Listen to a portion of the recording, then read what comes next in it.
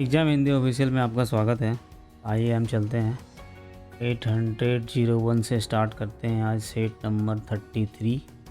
जल्दी हम अपना टारगेट पूरा करने वाले हैं। 1000 क्वेश्चन ख़त्म होते ही फिर नेक्स्ट कुछ नया लेंगे, तो हमसे जुड़े रहिए।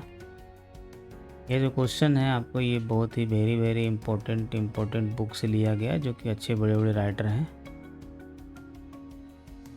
तो इसका जो क्वेश्चन का आंसर जो डिस्क्रिप्शन मतलब जो डिटेल वाइज व्याख्या भी है, जो हमारे वेबसाइट जो है यहाँ जो दिया गया एड्रेस, इस पर जाकर आप इसको खोलकर पढ़ सकते हैं। हम स्टार्ट करते हैं पहला क्वेश्चन से। यहाँ पहला क्वेश्चन है कि अभिजात के निम्नलिखित नस्लीय गुटों में से कौन एक अजम में मंगोल आक्रमण के कारण दिल्ली आया था।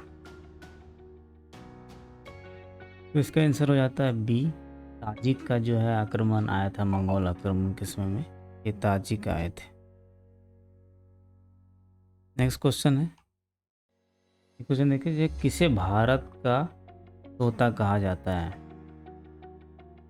ये बहुत ही इम्पोर्टेंट क्वेश्चन है। यहाँ पर ये देखिए, अमीर खुसरो को कहा जाता है, जिसका मूल नाम जो था मोहम्मद हसन था। मोहम्मद हसन था। और उसके साथ साथ में इन्होंने क्या किया, ये बहुत बड़े राइटर भी थे। उन्होंने बहुत ही हिस्टोरिकल इम्पोर्टेंट के बुक लिखी, जैसे कि किरानुसादैन, नूह सिपीर। इनकी जो रचना है बहुत ही रिपीटेड क्वेश्चन आता रहता है नूह सिपीर के लिए। फिर है तारीख़ अलाई था, देवल देवी और खिजर खां का कहानी था। और उसके साथ साथ 5 दीवान और 5 हमसों की रचना की थी उर्दू में। मतलब कि संगीत के क्षेत्र में भी उन्होंने आवाज़ खुराकी रचना की, ग्रंथ लिखा था। और सबसे वेरी इम्पोर्टेंट है कि हिंदवी भाषा में लिखने वाले प्रथम कवि थे। तो इनके ऊपर जो है बोला जाता है कि हिंदवी का आविष्कार किसने किया, तो इनको ही बोला जाता है। इसके साथ साथ इनको जो उपाधि दी गई थी, इनको भारत सूक की उपाधि दी गई थी। सूक एक्चुअली एक ऋषि महर्षि थे, उसके नाम पर ही इनको दिया गया था। नेक्स्ट, सुप्रसिद्ध हजारा राम मंदिर का निर्माण किसने कराया था। यह भी एक अच्छा क्वेश्चन है, जो कि हमेशा रिपीटेड होता है। तो यह जो है कृष्णदेव राय ने किया था, हजारा देवी का निर्माण किया था। जब ये कृष्णदेव राय बहुत ही अपने चरमोत्कर्ष स्थिति में थे, मतलब बढ़िया स्थिति में थे, तो उन्होंने क्या कि एक तेलुगु में एक ग्रंथ लिखा था। ये भी आते रहता है तेलुगु में, उनकी कौन से ग्रंथ थे, अमुक्त माल्यद।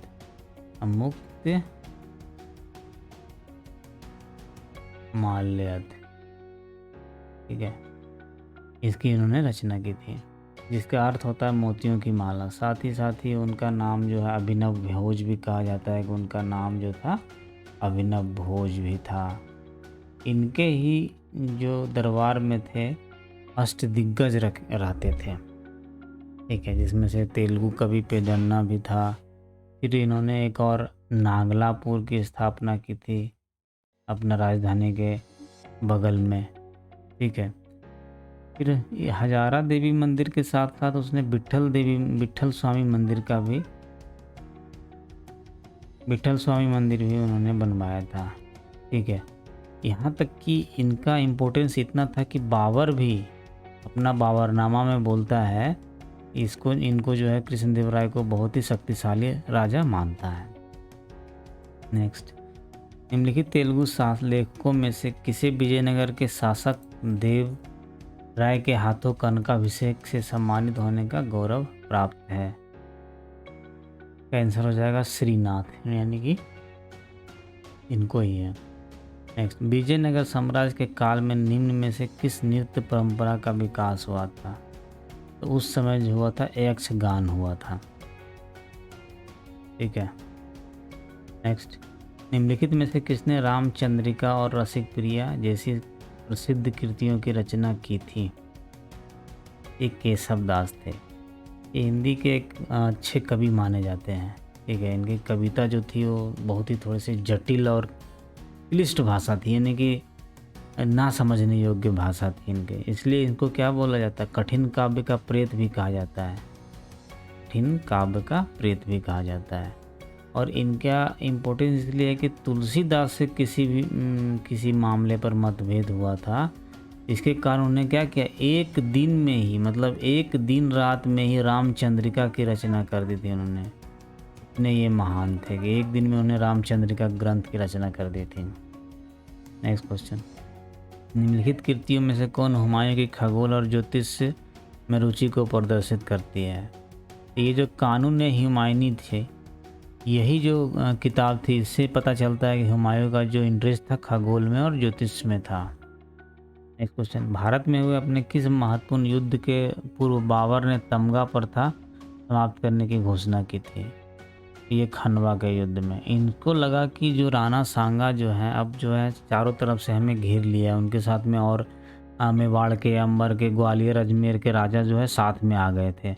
इन्होंने क्या किया, एक दो तरह के घोषणा की। एक तो बोला कि तमगा कर ख़त्म कर देंगे, साथ साथ में उसने शराब पर प्रतिबंध लगा दिया। उनको लग रहा था कि यहाँ पर सैनिक जो है शराब पीकर अच्छी तरीके से युद्ध नहीं लड़ रहे हैं। फिर उसने तमगा समाप्त कर दिया। तमगा कर जो था राज्य की तरफ से लिया जाता था सैनिकों के। थर्ड में था, उन्होंने क्या किया, जो युद्ध को उन्होंने जिहाद का नारा दिया था। ठीक है, जिहाद का नारा दिया था उन्होंने मोटिवेट करने के लिए।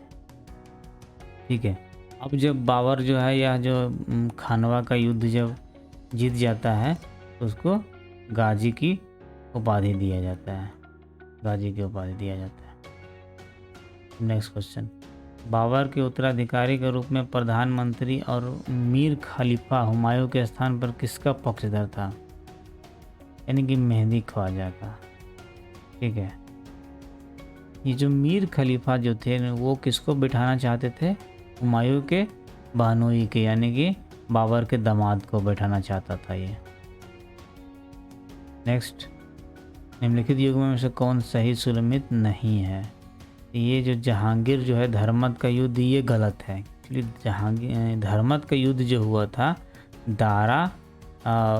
दारा वर्सेस औरंगजेब के रूप में, औरंगजेब के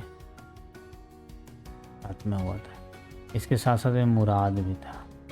ठीक है, नेक्स्ट क्वेश्चन, शेर शाह के शासनकाल में कुख्यात काजी फजीहत अथवा काजी फजीलत कौन था? यानी बंगाल के गवर्नर को बोला जाता था।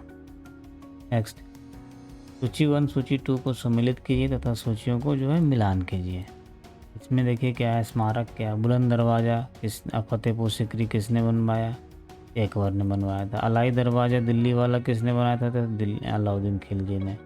मोती मस्जिद जो है वो दिल्ली वाला किसने बनाया? तो औरंगजेब ने बनाया था। आगरा वाला जो मोती मस्जिद है वो शाहजहाँ ने बनाया था।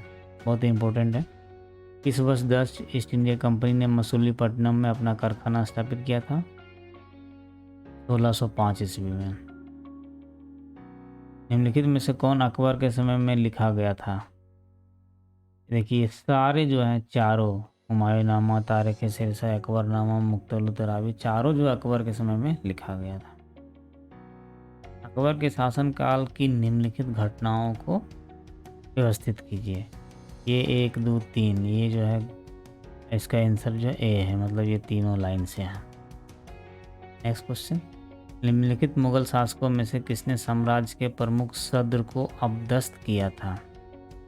तो सद्र को अपदस्थ करने वाला एक अकबर था, एक औरंगजेब था, यानी 1 और 4। अब सद्र क्या था, थोड़ा सा जान लिए। यह धार्मिक मामलों और धार्मिक धन संपत्ति और दान विभाग का हेड होता था। एक्चुअली मेन काम इसका था कि शरीयत की रक्षा करना। शरीयत मतलब एक धर्म, मुस्लिम धर्म पर रक्षा करना होता, मेन यही था। और जब ये जो सद्र जो था, जब कभी अगर न्याय विभाग में जाकर न्याय करने लगता था तो इसका नाम काजी हो जाता था, मतलब काजी उल कुजात हो जाता था। ठीक है, इसके साथ साथ में जो दान में जो भूमि मिलती थी, जिसको मयूर गाल या फिर मदद मास कहा जाता था, उसके ऊपर भी इनका ध्यान रहता था, मतलब इसका भी निरीक्षण करता था। नेक्स्ट, जहांगीर की मृत्यु के बाद आसफ खान ने किसे मुगल बादशाह घोषित किया था, जिससे अंत में खुर्रम मतलब उस शाहजहाँ का नाम था, शाहजहाँ का सिंहासनारोहण सुनिश्चित हो सके थे। उसने दावर बख्श को बनाया था। दावर बख्श को मतलब वही थोड़ा सा मतलब सही इसको ये बोल सकते हैं कि सही उत्तराधिकारी नहीं था, ठीक है, इसलिए दावर बख्श को बनाया था। बाद में फिर इसको मार के खुर्रम ने जो है गद्दी हासिल कर लिया था। तो खुर्रम यानी शाहजहां ने अपने विद्रोह के बाद समर्पण की शर्तों को अनुपालना में किन दो पुत्रों को जहांगीर के दरबार में भेजा था? ठीक है, तो जहांगीर के दरबार में उसने दारा और औरंगजेब को भेज दिया था। ठीक है, नेक्स्ट क्वेश्चन, शाहजहां कालीन स्थापत्य की दो प्रमुख विशेषताएं क्या थी? जो सबसे इम्पोर्टेंट थी 1 और 2, यानी संगमरमर का प्रयोग होता था, बहुत ही ज़्यादा हुआ है। घुमावदार मेहराब जो था शाहजहां के समय में ज़्यादा हुआ है। दारा सिकों की तरह कौन वेदों को ईश्वर द्वारा प्रकट पुस्तक मानता था? दारा सिकों की जो आस्था थी वो संस्कृत धर्म ग्रंथों की ओर मतलब अत्यधिक ही थी। ठीक है, तो इसके साथ साथ जो ये मिर्जा मजहर खान जहाँ जो थे, ये भी जो है साथ साथ में वेदों को मानते थे कि यह ईश्वर के द्वारा प्रकट है, मतलब ईश्वर ने इनको लिखा है। निम्नलिखित में से कौन पुरंदर की संधि की शर्त नहीं थी? तो यह जो पुरंदर की संधि थी यह शिवाजी और जयसिंह के बीच में हुई थी। तो जो ये जो डी नंबर है नहीं है, बाकी 23 दुर्ग को समर्पण करना था और साथ साथ में मुगल दरबार में संभाजी को भेजना था, 5000 का मनसब उनको मिलना था, ये सब सही है। नेक्स्ट क्वेश्चन, मराठों के उत्कर्ष में कौन सा कारक जो उत्तरदायी नहीं था? देखिए, मराठा की जो भौगोलिक एवं सामाजिक धार्मिक विशेषताएं थी ये तो उत्तरदायी था, क्योंकि इनका जो स्थिति था वो पहाड़, नदी और जंगल ज़्यादा था, जहाँ की ज़मीन में फसल नहीं होता था क्योंकि जंगली इलाका था और पहाड़ इलाका था। तो वहाँ के लोग जो थे वहाँ बलिष्ठ हो गए थे, क्योंकि उस जो स्थिति थी वहाँ का जो भौगोलिक एरिया था उसमें रहने के लिए लोगों को शारीरिक रूप से स्वस्थ और बलिष्ठ होना ही था। ये लोग क्या करते थे, छापामार युद्ध प्रणाली में बहुत ही निपुण थे, मतलब इसको गुरिल्ला युद्ध भी कहते थे। कहीं से भी आए और अचानक हमला कर दिए। ठीक है, महाराष्ट्र धर्म भी इसकी भूमिका निभाई थी, क्योंकि महाराष्ट्र धर्म जो था वो रामदास हो गया, एकनाथ हो गया, तुक्कानाथ हो गया, इन लोगों ने क्या किया, मराठा को एकता के सूत्र में बांधा और उनको राष्ट्रीयता की भावना उसमें भरी। राष्ट्रीयता तो उस समय क्षेत्रीय ही लगभग थी, लेकिन इन्होंने राष्ट्रीयता को बढ़ाया था, इसलिए कि मुगल दरबार से दूरी जो है ये नहीं था। ये आंसर इसमें हो जाएगा कि ये उत्तरदायी कारक नहीं था मराठा के उत्कर्ष में, और ये परसई तो मिल ही रहा था कुतुब शाही शासकों द्वारा। नेक्स्ट क्वेश्चन, मराठा सरदार कौन था जिसने लाहौर पर अधिकार कर लिया और थोड़े समय के लिए पंजाब को मराठा आधिपत्य में ले गए? ये बहुत ही तेज और शक्तिशाली थे, रघुनाथ राव। नेक्स्ट क्वेश्चन, निम्नलिखित मराठा सरदारों में से किसने बादशाह फर्रुख शिकार के सिंहासन से अपदस्थ करने में सैयद बंधुओं की? ये बालाजी विश्वनाथ है, ये ही प्रथम मराठा पेशवा थे जो कि पूना में वहाँ पर थे। प्रथम मराठा पेशवा, प्रथम पेशवा इसको माना जा सकता है। ठीक है, इन्होंने ये साहू का साथ दिया था। नेक्स्ट और लास्ट क्वेश्चन है, किस वर्ष अवध का नवाब वास्तविक रूप से मुगल आधिपत्य से स्वतंत्र हो गया था? 1753 में अवध का नवाब जो था मुगल आधिपत्य से स्वतंत्र हो गया।